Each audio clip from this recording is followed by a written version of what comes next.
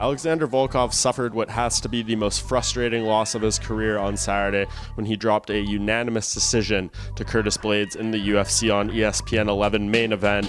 In this fight, Volkov really could not get anything going over the course of 5 rounds, taken down 14 times. Blaydes was largely able to execute his strategy, and while Volkov came on somewhat stronger in the 4th and 5th rounds, it was too little, too late for him. He needed a finish as the fight wore on, and he could ultimately not secure that, so he suffers a setback here in terms of his climbing in the heavyweight division.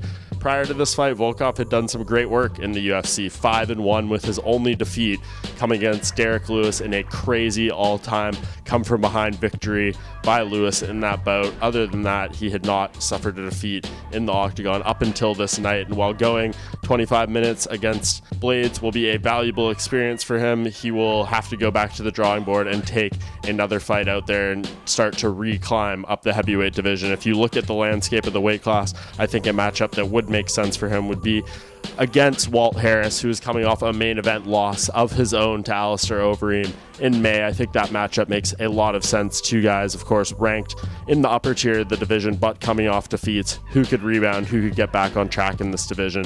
And of course, it is a different type of style matchup than what Volkov just faced. Very likely Walt Harris going to want to stand up and strike it out with Volkov, and I'm sure he would relish that compared to the experience he just went through. So I think the fight to make coming out of UFC on ESPN 11 for Alexander Volkov is most certainly against Walt Harris.